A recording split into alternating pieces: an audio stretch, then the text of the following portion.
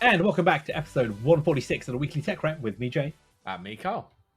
And I'm still struggling with this strange cold that's going on. I can't speak. I'm sorry about Me that too. weird opening, but I have a rather bunged up approach to life at the minute. You're not What the a great only one. opening. The lurgy is in my house. What a great opening to a tech podcast. I've got a cold.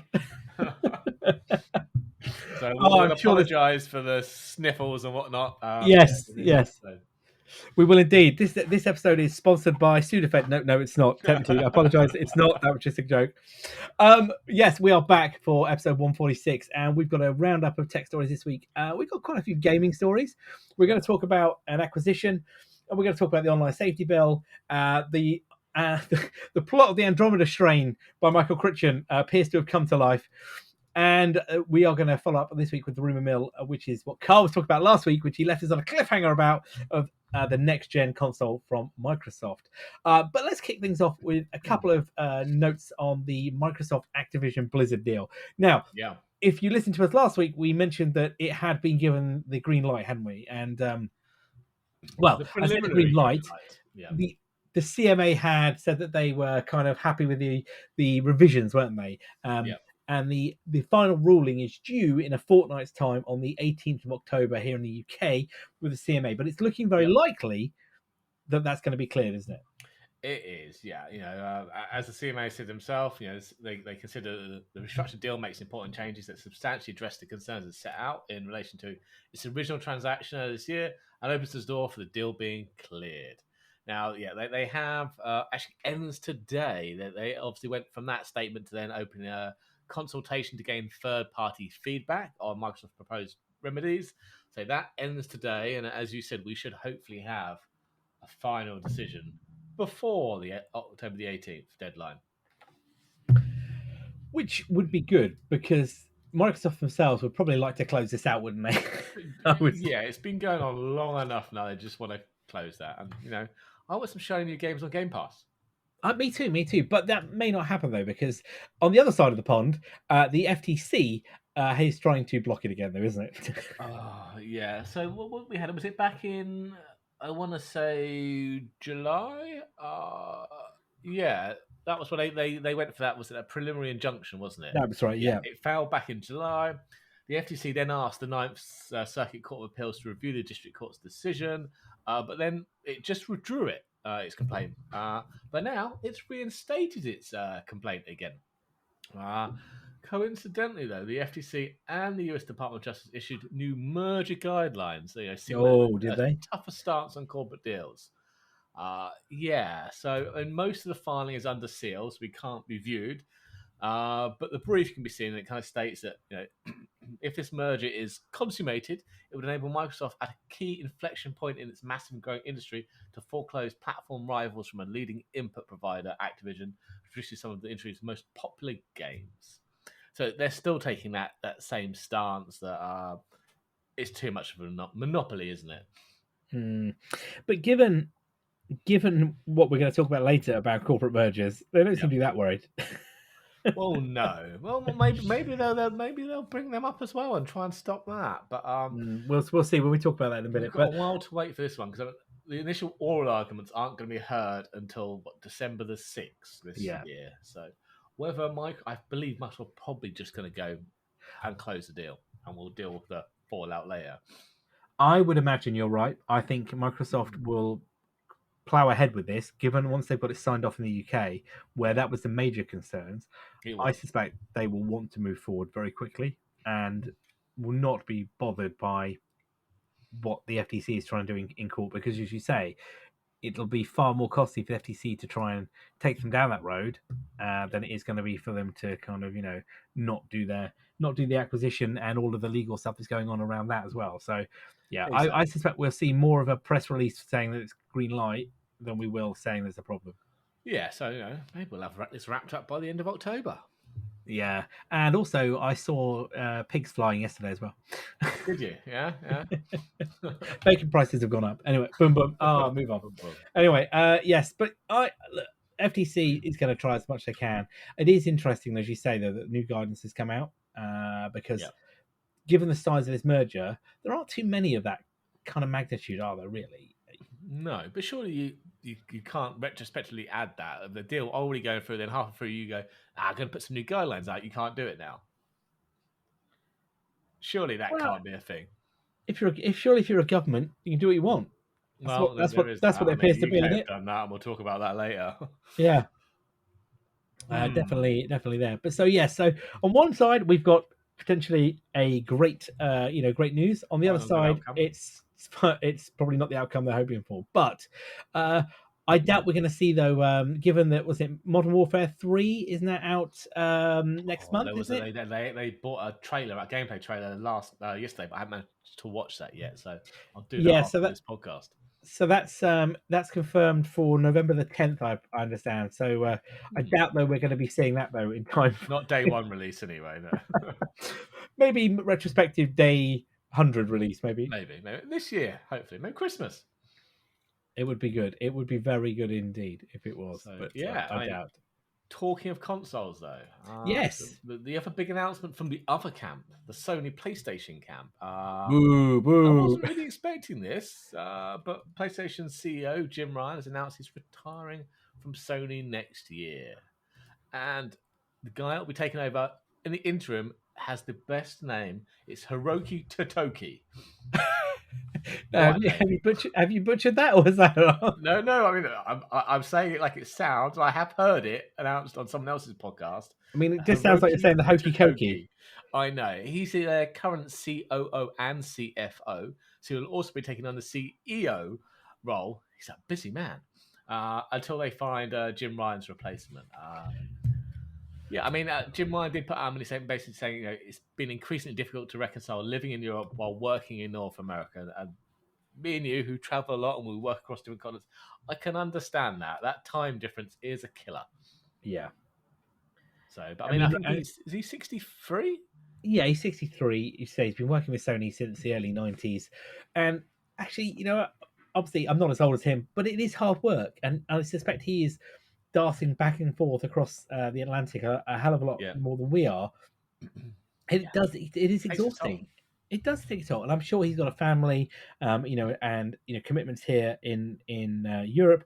You'd want to try and say it, but I mean, look, he's been with the company a long time. He's overseen, pretty much all of the major developments that Sony have done, haven't they, in terms of the consoles and the gaming piece. So you know what? I think it's time for a round of applause for Jim.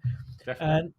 And you know what? Maybe time to hand over, given all the stuff that's been going on, with the PS5, with the Microsoft kind of Epic stuff as well. It's been a tough couple of years. It has been a tough couple of years. I wouldn't want to be in his shoes, put it that way. No, definitely not. So well done. Good luck and well done. Indeed. Great job there. And while we wait, Mr. Hiroki Totoki-san, as he takes over these rather large shoes. I'm assuming Totoki-san is based in Japan. Is that because he's? I don't know where he's based. Maybe, but he's going to have the same problem. He's going to be dealing with different time zones in the America and EMEA. I'm going to have to look him up. Well, only because I didn't do that as part of my research. I'm so sorry. That's all right. Here we are, Hiroki Totoki. So he is Sony. So he's the current Sony Group president. I missed that part. Yeah. Chief Operating Officer and Chief Financial Officer. Yes, I mean, really, he's very high up already in Sony itself, isn't he? Then, really, he is. So it's just doing the CEO as an interim until they find a replacement. Well, he is a sprightly 59. Oh, okay, yeah, got a few years on Jim. yeah, a few years, definitely, yeah. But I suspect, by the look of it, yes, he's based in Japan itself. But interesting. Yeah. Okay, so whilst we have a shake-up at the top, talking of big mergers then, kind of alluded to a minute ago, Cisco have splunked $28 billion on buying Splunk itself. Boom, boom. Nicely done. Oh, I couldn't resist it. I couldn't resist it. That was coming. Oh, you could. Yeah. So Cisco, who... Probably, I'm not. What would you say Cisco were? Are they a networking company or are they a security company? Well, traditionally, they are a networking company. They've always been a network company, but I think they bill themselves as a security company now, don't They do. Networking, cloud, and cybersecurity solutions is what Cisco, as you say, build themselves as. they? Yeah. And they have just spent $28 billion on the acquisition, or they've announced they're acquiring, I should say, Splunk. Now, if you're unfamiliar what Splunk is, you're thinking, what are you on about? This is not the podcast for you. However, if you've just temporarily forgotten what Splunk is, let me remind you. So Splunk is a SIEM, so a security information event management platform. Basically, it is a large bucket, isn't it, Splunk, where you chuck all your feed, logs. you chuck all your logs into it. You take in your data sources from basically all kinds of things, network, firewalls, applications, and it's really basically data analysis that gives you machine ability to analyze machine generated data. Now, when it first came out, it was purely basically a log bucket, but over recent years they've done many acquisitions, and now they've got a lot of technology and machine learning that allows you to take that data and turn it into useful information, isn't it, really, and that you can then, I guess, apply security rules to, or detect unnormal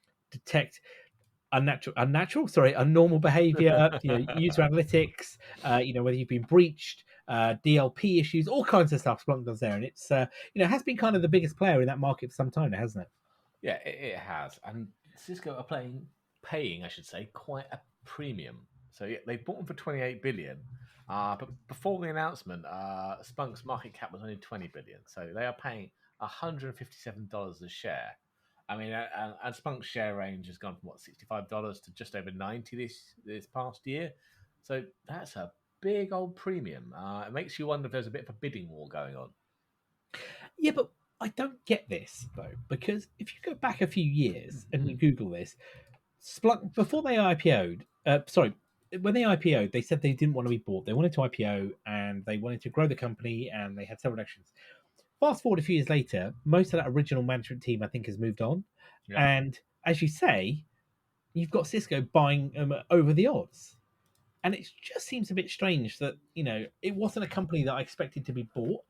They also have done quite a lot of acquisitions in the last few years. Not all of them, I believe, have been very seamless integrations. There's been quite a few discussions about whether or not they've been great. And if you look at Splunk and where they are in the market, and I'm not going to name other competitors because I want to be careful about who we talk about, you wouldn't class them as the leader, I don't think, anymore when you talk about, security events management. There are other players now, aren't there? There are. The thing I will hear about Splunk is they're very, very expensive. I mean, the joke has been, is that 28 billion Cisco's renewal fee for Splunk? Yeah, that was it. Not what they bought, that's just what they own for the year. Or somebody worked out it was cheaper to buy Splunk than it was to renew them. that was it, yeah. I mean, obviously, personally, I've never bought Splunk. I've used it before, but I've heard it is very, very expensive. Yeah, I understand that, and I think that's the thing. And when you look at one of the other players in the market who we will mention because it's talked about at other levels is that Cisco want to compete with Microsoft now, amongst other players in the market space. And obviously, Microsoft have got Azure Sentinel, is their own SIEM offering, which they have alongside their other, quite frankly, very varying tools in their security portfolio. This would be kind of playing more to Microsoft than it would do to Cisco, because now if you take out Splunk or in the Cisco piece, Microsoft have just lost a competitor in one respect. Yeah, they have, and I think it'll be a while before Cisco kind of fully integrates that. I mean, if it ever does, Splunk must be huge. I don't know how many employees they've got, but a fair old whack, I'd imagine. Yeah, I mean, this is going to take some time to go through. This isn't going to be overnight. So we won't be seeing much of this in the first 6 months, but I reckon within a year's time we'll probably start to see changes in the organization. Now, I did read, and I was reading an article on Tech Target, and I was talking there that now it wasn't naming anybody specifically, but it was saying some pundits were reckoning that Cisco had bought Splunk to build a large language model, or LLM, for Gen AI use. Right. I'm not entirely sure that would be. I mean, in one respect, Splunk is a perfect tool for an LLM, isn't it? Because it is just pure data. But to do that, you're going to have to build a front end that can leverage that data, and that's probably a different piece that Cisco are doing. Because if you look at Cisco, as you say, they're trying to compete in all different areas of networking. SASE. They're trying to talk in cloud security, networking traditionally, of course. They're trying to do into their they're trying. Splunk is more, I guess, in the security operations center than say Cisco is.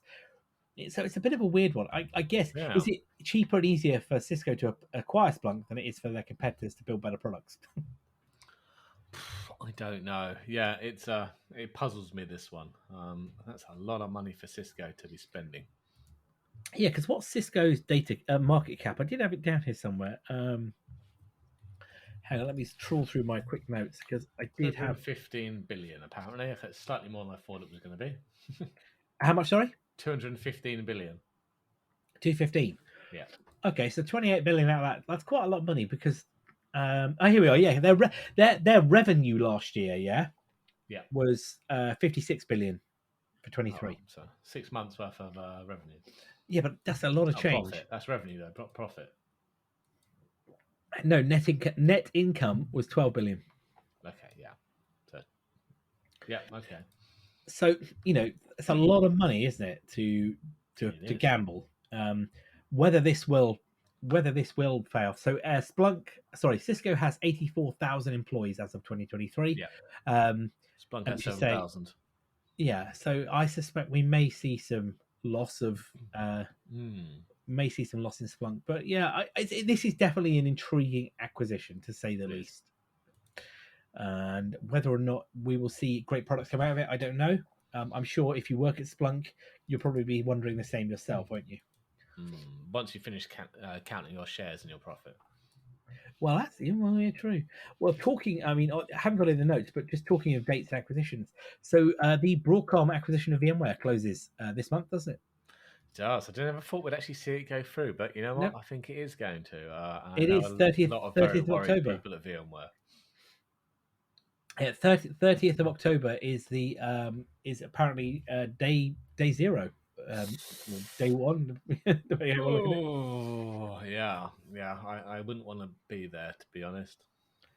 No, I wouldn't want to be on there at all, especially for the poor people in the end user computing unit. I think that's where we're going to see the biggest massacre. It's interesting, though, isn't it? I mean, just to go off on a little tangent here, talking about acquisitions, the worry, I think, isn't it, is, as you say, are they going to gut the company in the sense of retaining anything to do with data center? So SDDC, I'll keep all that one. It's the EUC stuff that doesn't make sense. And security, I think. And the security, yeah. Carbon, was it Carbon Black, wasn't it? Yeah. Do they need that? I think that will be maybe just quietly shut or maybe spun off and sold. NSX goes with the data center stuff, so I think that'll be fine. But yeah, the rest of EUC, it's a weird one. So they spin off EUC as in Workspace ONE, the unified endpoint management. Yeah, great. You could sell that on, or it could be an independent company, and it'll probably do fine. But then you've also got, coming out of Umbrella, you've got the VDI stuff. But the VDI stuff requires the server stuff. It does, which is the desktop as a service, the DAS area, isn't it? So do they just kill VDI? They can't really sell the VDI part off along with the rest of EUC without having the core virtualization stuff. So I don't know where that will sit. No. And if you look at it from the corporate spiel, Hock Tan, isn't he, the chief of Broadcom, has pledged apparently extra R&D cash for VMware. Now, that's all of it. Well, yeah. He says for their multi-cloud offerings. So if we've seen recently, VMware have done a lot of talk around they're playing up their alliance with NVIDIA, haven't they? Yep. Massive play up there, talking around and if you've seen all the stuff that came out of VMware Explore not last month, in August, that was all around AI, wasn't it? It was around managing AI. It was all AI conversation. Anything to do with EUC is very quiet. Now, the only thing I've seen recently around their EUC offerings was to do with managing the new Meta Quest. Yeah, that was a slightly weird one. Yeah, because how many organizations are really buying Meta Quest? Probably not as many as you would like to think. No. I mean, I'd be interested to see.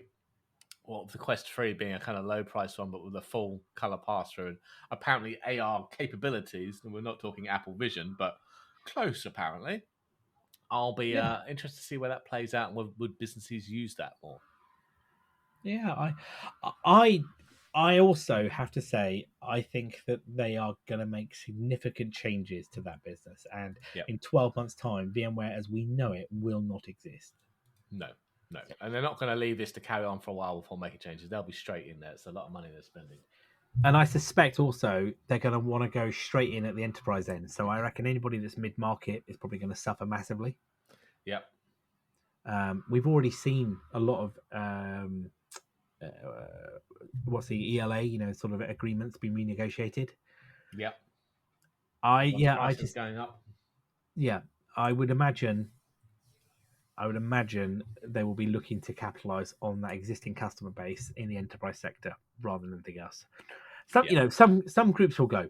It's inevitable.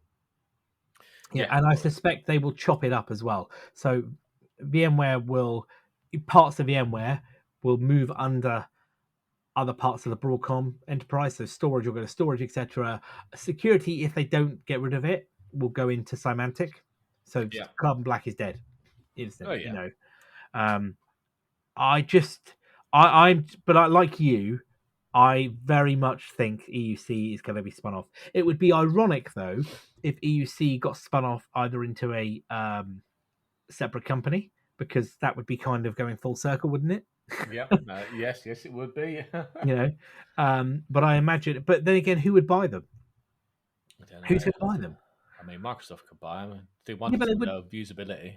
Yeah, but they won't though, will they? Because as far as they're concerned, they don't need to buy them anymore. 10 years ago, I could have seen that happening. Yeah. But not anymore. They don't need it anymore. No, exactly. The one thing though is, and I hate to say this, but the one thing is going to suffer is the people, isn't it? Yeah, it is. Yeah. The only people I can see actually buying them though, maybe private equity. Possibly. Yeah, that's a good point. There's a lot of those, as opposed to a current established company buying them. Yeah, true. Well, there you go. We will keep you updated on all of the movements in the Cisco Splunk saga. I'm trying to think of a good name here, but I can't. Not there we go. Say on air anyway. No.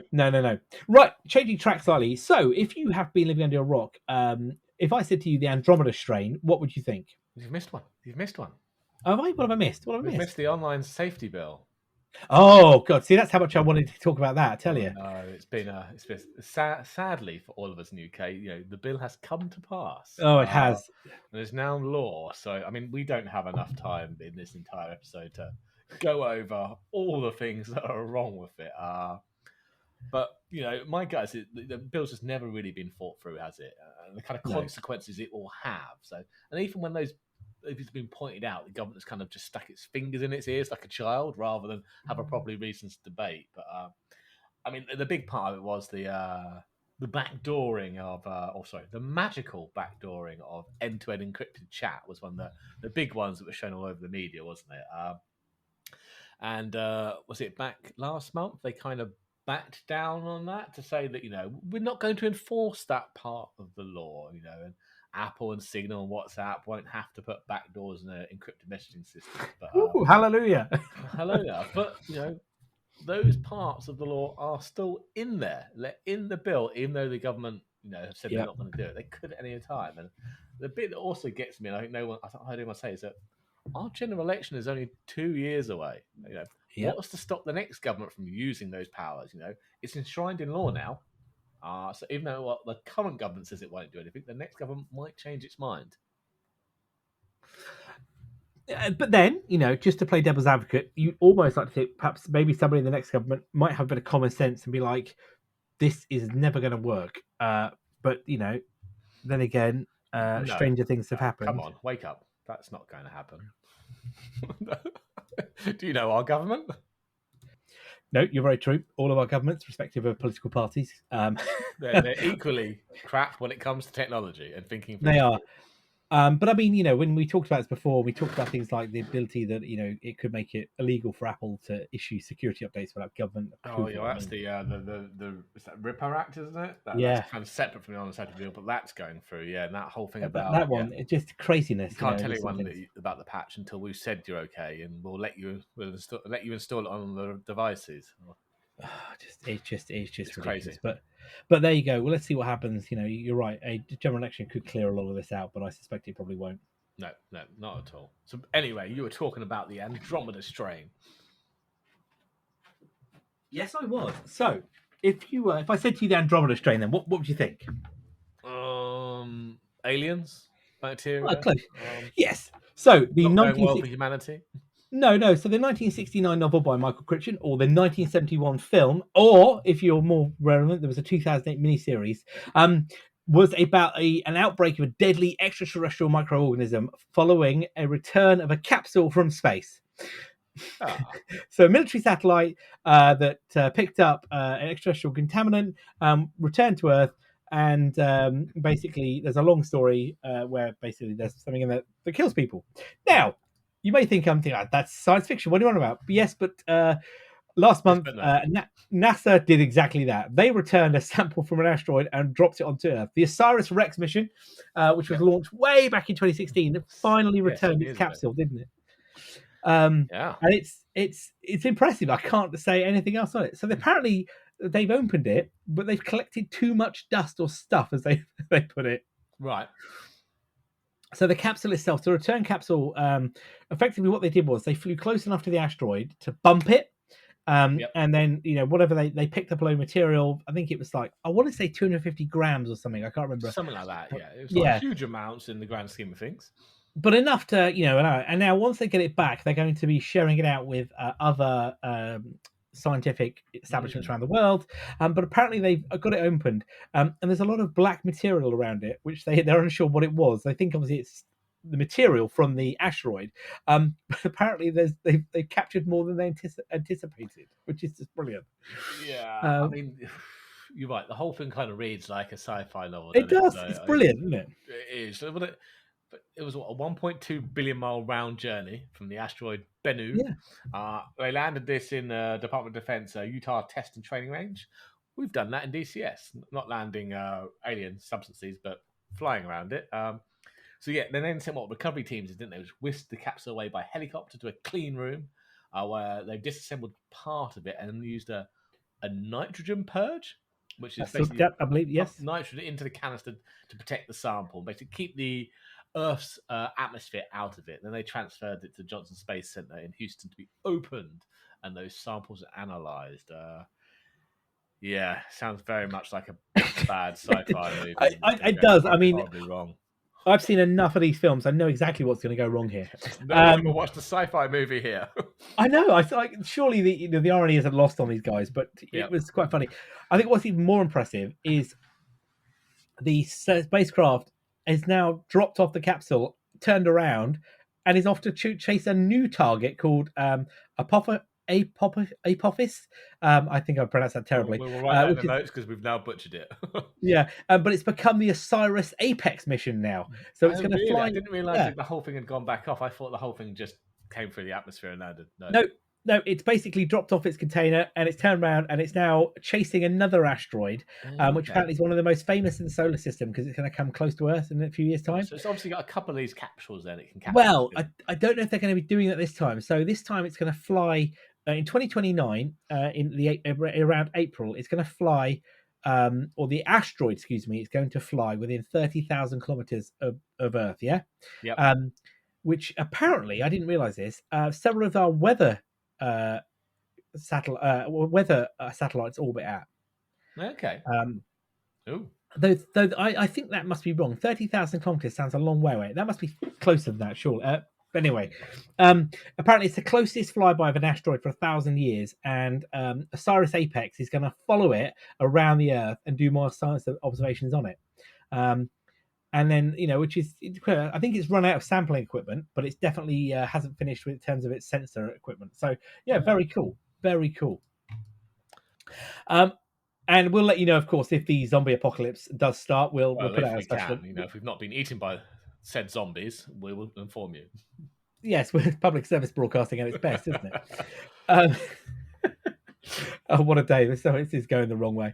Okay, so before we get to the tech round rumor mill and Carl's final little update, Epic has laid off 800 people. Apparently, according to them, they've spent more money than they've earned. Now, is anybody surprised given the amount of free games they give away? No, and obviously whatever the cost of the legal bill, Oh, right, yes. the whole Apple thing. But yeah, they've laid off 830 odd employees, so 16% of Epic's total workforce. The poor staff were kind of informed of layoffs via internal memo, followed by a kind of all hands meeting. So it does seem like they're laying them off properly. They'll get 6 months severance pay, health insurance. They'll accelerate their vesting stock, so any stock options they have will all be kind of cashed in for them. But yeah, you're right. They said for a while now they've been spending way more money than they earn, investing in the next evolution of Epic and growing Fortnite as a metaverse-inspired ecosystem for creators. He'd kind of been optimistic that they could power through, but that was clearly unrealistic, he says. I mean, they basically say that Fortnite's kind of grown again, but not in such a profitable way it was before. I think that's in part because they're doing this whole creator content thing, where they share revenue with the creators who are making the content. So Epic aren't getting as much in their bank there, are they? No, and they apparently was it Tim Sweeney said that this will financially stabilize the business when this round of layoffs. But it's not just that though, aren't they? They're spinning off some of the other companies. So that's correct. Yeah. They own Bandcamp, which is kind of a music marketplace. Yeah, I forgot about that. My son uses that for creating music and stuff, not selling it but it's quite a good bit of software for creating stuff. So he uses that. They're getting rid of Super Awesome, including its advertising company. So that's going independent. So that's another 250 employees on top of the previous 850 that will be leaving Epic. Not a great day for Epic.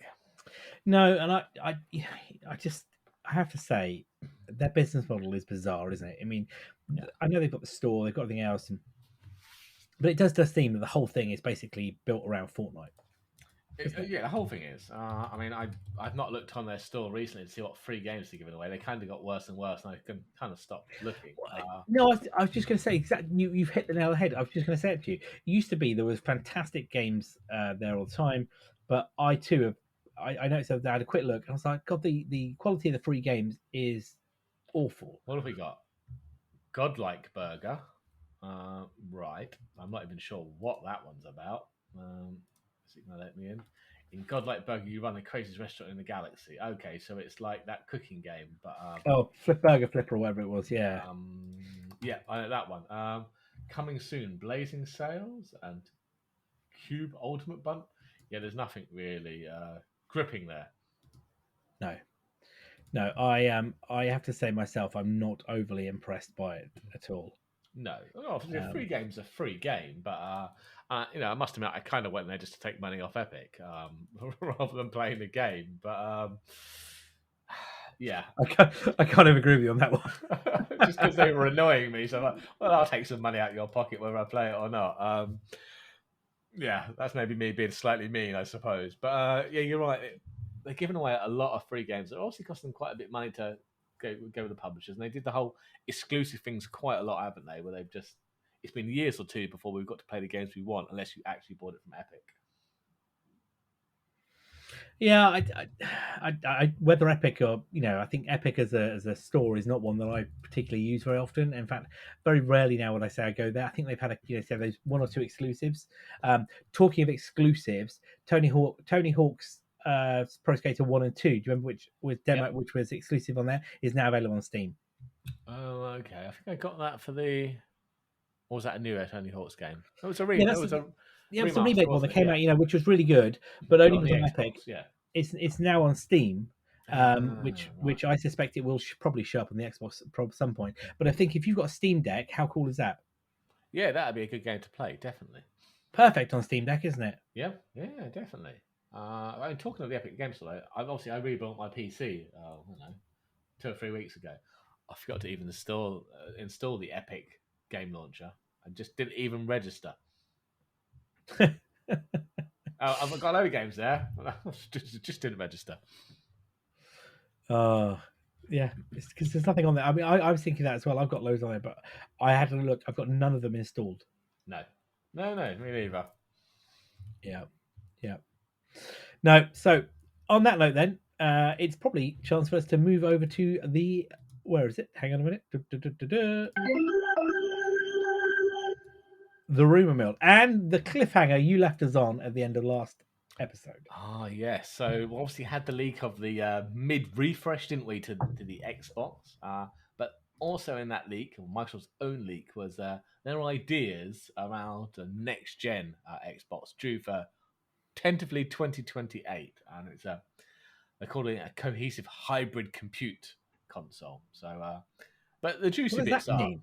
I don't know. They're looking by the end of this year to nail down the hardware, but their ideas are for a CPU. We're either going to go ARM 64, which will be a big departure from the current x86, x64 kind of architecture, or just to go straight in with AMD Zen 6, which will be out by that point. It'll be a balance of big little CPU cores, which is where most stuff, even desktops, going nowadays, isn't it? Yeah. GPU, they're saying either co-design with AMD, which is what their current ones are, or just grabbing the license, the IP for Navi 5 or whatever that is when that comes out. So it could just be taking one of the off-the-shelf graphics cards and sticking it in. They'll be introducing a NPU, so not a network processing unit, a neural processing unit for ML, machine learning kind of stuff.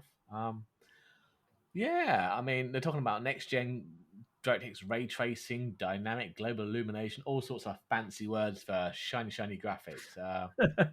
Yeah, but they're also talking about having a thin OS, so maybe a sub $99 device you can plug in. I'm going to presume stream from the cloud on it. Well, that would make a lot of sense, wouldn't it? Given where we are now, given the whole xCloud piece, it would make a lot of sense. Yeah. Well, it is. And they're talking about enabling new levels of performance beyond the capabilities of the client hardware alone. So even if you have got the full fat Xbox, whatever we're going to call it, they're kind of indicating that a lot of stuff will be calculated in the cloud and streamed down to you, even if you're playing a local game. What do you think? It'd be interesting to see where it goes, but I suppose if they are doing that, that's more and more that you need a decent internet connection. Hopefully by 2028 might be a bit more stable, but it's not a given. Still in parts of the UK, you can get some terrible internet connections. And I'm just going to say, I think even parts of the US and other developed countries, it's probably the same conversation as well, isn't it? Yeah. Isn't it given that everybody has a solid broadband connection? But there's a difference from being online enough that it can authenticate that you are who you are and the game you're trying to play is legit yours, versus needing that connection to stream assets and computational stuff back down to your console. It takes a lot more bandwidth. Yeah, that's a whole different kettle of fish. But as you say, 2028, maybe they're bargaining on that most of their consumers would have that. But it will be interesting to see if they switch to an ARM 64 architecture and what that means for backwards compatibility. Because they've always been very, very good at that. You can still take your Xbox 360 games and play them on the latest Xbox, which is more than you can do on the PlayStation. Well, we're not getting into that rabbit hole. yeah, exactly. Okay, very interesting. So that, I'm keen to see where that goes. But yeah. So what was it? As you said, hardware design next year, dev kits and stuff with a launch 20. We probably should see it in a couple of years before. Dev kits maybe 2 years before launch, especially if it's a different architecture. Interesting to say the least. Well, look, there was always going to be another console coming, wasn't there? We knew that for a fact. What will be the name, though? This is the question. Where do they go from here? Oh, yeah, they're not like the next PlayStation will be PlayStation 6. We know that one, but what about the Xbox? Yeah. It's all over the place naming. Kind of shot themselves on the foot with the X naming, haven't they? Yeah. Yep. Yeah. Well done, Microsoft. You've really. Oh, what are we going to call it? Xbox Z? No. The Xbox Y? No. Yeah, Y indeed. Why? And on that note, that's probably a good place for us to wrap up for today. We'll be back in probably about a week or so's time for episode 147, where we're going to cover the Google and Meta events and some updates on that. Of course, you can still find us on X/Twitter at Weekly Tech Rant, and all of our show notes at techrant.online. And of course, wherever you get your podcast from, please tell your friends. Give us a little shout about it. We appreciate that always. So, on that note, then, I've been Jay. And I've been Carl. Have a good evening, all.